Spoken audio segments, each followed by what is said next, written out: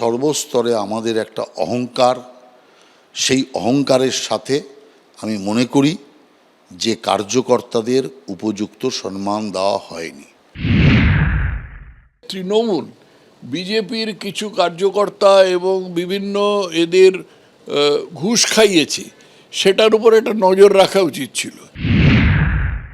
প্রার্থীরা করেছেন, আমাকে যে প্রার্থী ৩-৪ জন প্রার্থী বলেছেন আমাদের এখানে প্রচার করার জন্য বা আসার জন্য, আমি সেখানে গেছি, সময় দিয়েছি। কোনো পার্টির কোনো কেন্দ্র, রাজ্য, জেলা বলেনি। আমি যে মণ্ডলে থাকি এই মণ্ডলের কার্যকর্তারা স্বাভাবিকভাবেই বলেছেন। এই নতুন যারা আজকে নেতৃত্বে আছে তারা আসার পরে আমাদের যখন সরিয়ে দেওয়া হলো পদ থেকে, আমাদের যে দীর্ঘ পথ চলার যে অভিজ্ঞতা সেইটাকে যে কাজে লাগাবে না, এটা আমরা মানতে পারি না। লোকসভা ভোটে বাংলায় ভরাডুবি হয়েছে। 4 বিধানসভা কেন্দ্রের উপনির্বাচনেও স্কোর 0। পরপর ভোটে হারের ধাক্কা সামলাতে বুধবার মেগা বৈঠকে বসছে রাজ্য বিজেপি, যেখানে উপস্থিত থাকবেন কেন্দ্রীয় মন্ত্রী এবং হরিয়ানার প্রাক্তন মুখ্যমন্ত্রী মনোহরলাল খট্টারও। কিন্তু তার ঠিক আগেই দলের অন্দরের ক্ষোভ বাইরে চলে আসছে।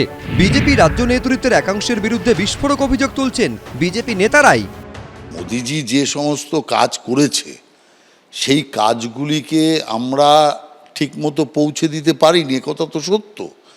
ঘরে ঘরে আমরা সেই মোদিজির সাফল্যকে পৌঁছে দিতে ব্যর্থ হয়েছি, এতে কোনো দ্বিমত নেই। তার সাথে সাথে তৃণমূলের যে ব্যর্থতা, সেই ব্যর্থতাগুলো আমরা মূলত চোরের মধ্যেই সীমাবদ্ধ হয়ে গেছি। কিন্তু ওই ব্যর্থতাগুলো ভেঙে ভেঙে যদি জনসমক্ষে আমরা নিয়ে যেতে পারতাম, তাহলে আমার মনে হয় আর একটু বেশি লাভ হতো। 21 বিধানসভা ভোটে বিজেপির হার নিয়ে কামিনী কাঞ্চনের চাঞ্চল্যকর অভিযোগ তুলেছিলেন প্রাক্তন রাজ্য সভাপতি তথাগত রায়। 24 লোকসভা ভোটের ফল নিয়েও কার্যত একই সুর তাঁর গলায়। প্রার্থী চয়ন বহু ক্ষেত্রে ভুল হয়েছে।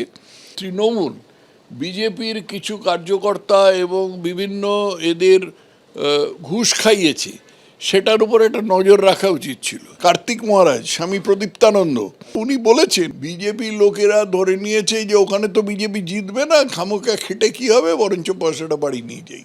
কামিনী এবং কাঞ্চন 2 ধরনেরই ঘুষ খেয়েছিল। সেই পরম্পরাটা এখন চলছে, সেটাকে পুরোপুরি ধৌতি করা মানে ক্লেন্সিং করা সম্ভব হয়নি। একাধিক প্রাক্তন রাজ্য সভাপতি থেকে বিজেপি বিধায়ক, ক্ষোভ থামছে না।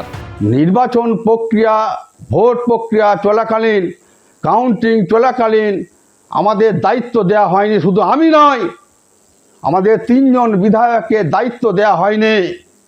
আরও আছে, কার কাছ থেকে কোথায় কে টাকা খেয়েছে।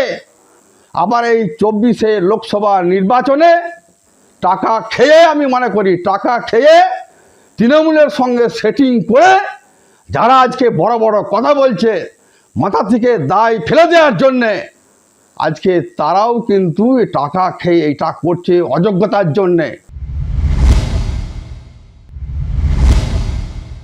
এরা গোষ্ঠীদ্বন্দ্বে দীর্ণ, এরা মানে কে কার বিচার করবে। ফলে বিজেপি এখন একটা ভঙ্গুর, ওদের নেতৃত্ব গোষ্ঠীদ্বন্দ্বে দীর্ণ, নেতৃত্বের গ্রহণযোগ্যতা নেই, বিশ্বাসযোগ্যতা নেই। বিজেপির নেতৃত্বের উপাদান হচ্ছে চচ্চড়ি রাঁধার মতো। চচ্চড়ির উপাদান দিয়ে কখনো বিরিয়ানি রাঁধা যায় না।